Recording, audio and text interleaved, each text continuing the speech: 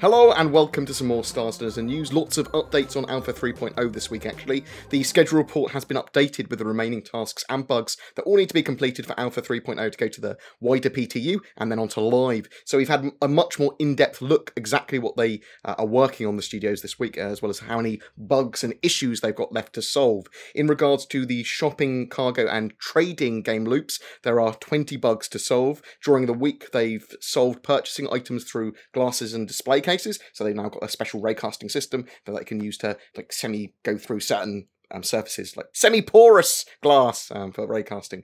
They've also refined the try-on for items and armour, so now you can actually see what you're wearing without it being occluded. They've reviewed the trade kiosks and plan to close out the feature for trade kiosks, and they're now working on closing out the cargo features. For the mission stuff, they're working on 11 bugs and 76 tasks to complete. Lots of work on missions. Most of the missions are, however, fully functional for 3.0. They do require a bit of polish and bug fixing. A few more missions are being worked on until mid-November. Getting some dialogue and that sort of stuff into them. There's also been lots of polish during the week on mission givers, and they've added security cameras to Ruto's shop to make it feel like he's watching you. They've also identified additional animations for Miles Eckhart, and they're going to start implementing them. Ships and vehicles, their UI systems and balance have also all seen work, and that's a separate game loop from missions and the shopping system. There's 6 bugs and 31 tasks currently to complete for them. This week they've primarily been focusing on completing Item System 2.0 on the Mustang and 300 series of ships. Several ships now have their seat enslavement set up so that new G-forces play properly. New render to texture screens have also been set up on several ships as well. Next week's focus is going to be on the Gladiator, the Herald, the Scythe and the Glaive, and some other ones as well. MFDs, or multi-function displays, are mostly complete and now receiving polish. They are working on the Flight HUD updates, specifically the visor support screens and target-owned ships functionality stuff. Work on the star map to ship radar conversions, waiting a few more things for the star map to be like feature polished first. Also, spawning and reconnect tech is ready for testing on the ships and vehicles end. With Traversal, which is another game loop, this covers quantum travel, afterburner, IFCS, atmospheric flight, moving around the universe. There are 2 bugs and 22 tasks to complete. This week they've been working on the updated quantum travel code to move away from a binary speed system. This new system creates slower speed ramp-ups for smaller jumps. They've also reviewed their second stage of afterburner, so this is after you go to full max afterburner speed in a straight line, you can go into your second stage of afterburner, which is basically super cruise to help get between large distances after quantum traveling. Deeming the feature is nearly complete as well. It does need some rebalancing and UI improvements though to be finished. The Gravlev polish and tuning hasn't been started yet. We should see that started soon. The design and code teams reviewed the status of atmospheric flight to generate a list of anything else that needs to be completed. Hopefully we should see some improved atmospheric flight when 3.0 comes into our hands. The tech for the AI to intercept players travelling in quantum travel is progressing nicely between missions and quantum travel as well. The Mobiglass, which is basically one of the other focuses. Mobiglass includes UIs, apps, and that sort of stuff. That has 18 bugs and 42 tasks left to be completed.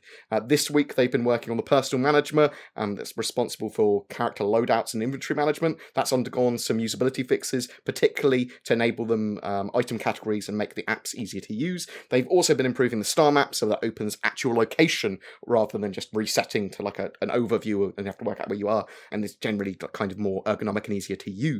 Performance and stability. So this kind of topic covers overall system performance, optimization, and the player experience. This has 63 tasks left to be completed. In general, performance and stability will constantly get work and is a focus for Star Citizen in general.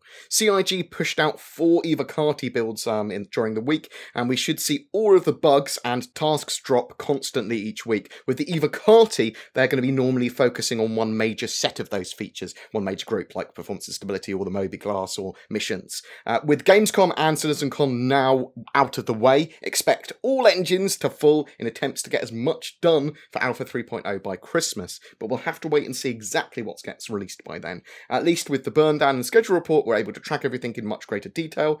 I am hoping for a wider PTU by Christmas so that everyone can play, but we'll have to wait and see. A couple of things as well. Over the next few days, we will get into the Pioneer ship buyers and base building guide as the new FAQ for the ship was released. I'll put links to that below. And we will be looking at each of the new revamped ships in the ship matrix, all that updated stats and everything. There's been a lot of changes there, and we'll start with the Aurora and Mustang starters first. That seems like a good place to start, and then probably move on to something like the Gladius, which has seen a lot of work and is a good gold standard kind of ship to look at flight mechanics and how ships should operate in light combat and that sort of stuff. And it's going to be heavily used throughout Squadron 42 and Star Citizen.